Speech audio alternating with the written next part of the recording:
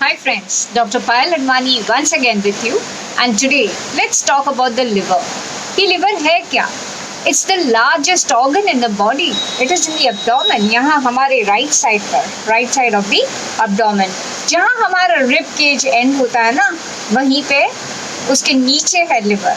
Now what does the liver do? अरे it is the largest chemical factory of the body. It's very easy to say what it doesn't do, क्योंकि hardly कुछ है जो वो नहीं करता, सब कुछ तो लिवर ही करता है. So let's understand the story of the liver through our legs. यानी कुछ ऐसी चीज़ें हमारे लेग्स पे दिखाई देगी जो कि बताएगी कि हमारी लिवर की क्या कंडीशन है.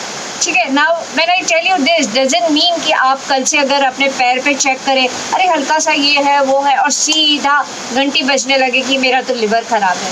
नो, थोड़ा प्रेजेंस ऑफ माइंड यूज करिए एंड देन जांचिए.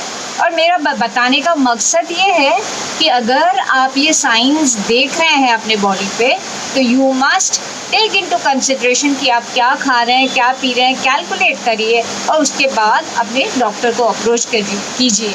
ये नहीं कि साइंस देख के बस चालू हो जाए इंटरनेट पे ढूंढना, गूगल सर्च करना, अरे मेरे को ये प्रॉब्लम है लिवर का, मेरे को वो प्रॉब्लम है, अब मैं क्या करूँ.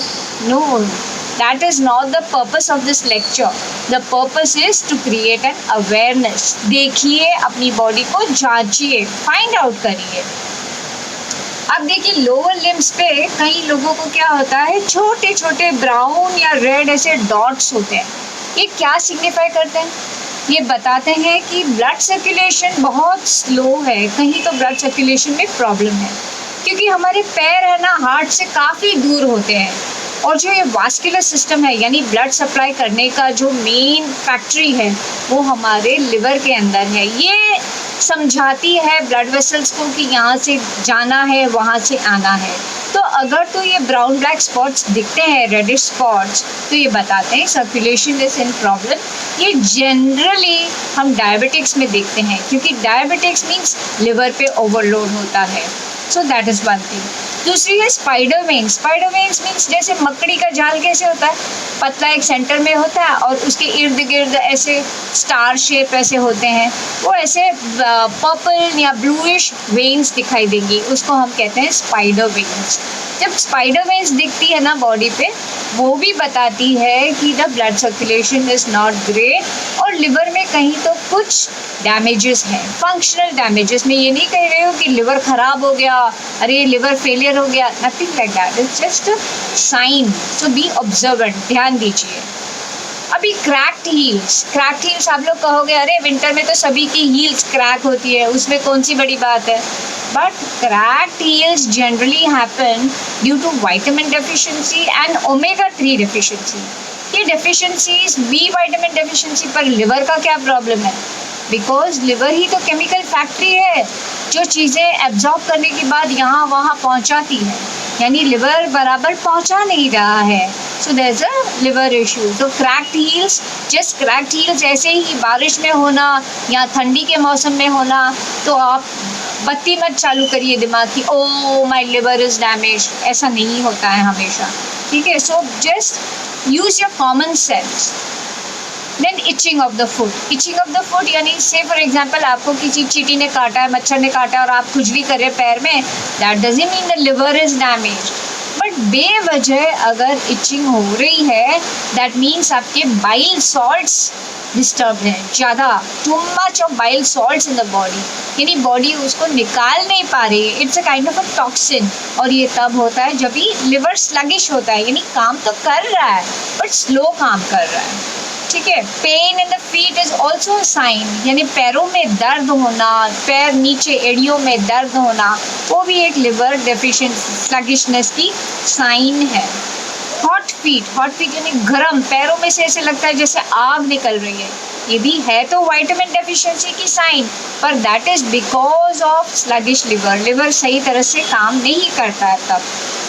अब कई लोग ऐसे होते हैं जिनके पैरों में से इतनी बदबू आती है, जो स्वेट आता है ना, वो इतना गंदा स्मेलिंग स्वेट होता है, लगता है अरे रूम में क्या हो गया, कुछ तो चूहा मर गया कि क्या हो गया, ऐसी गंदी बांस आती है.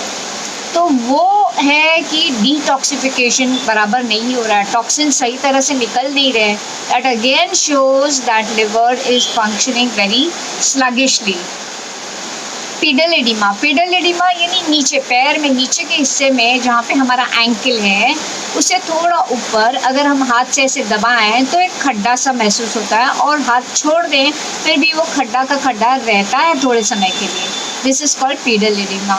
ये भी होता है जब भी लिवर स्लगिश होता है।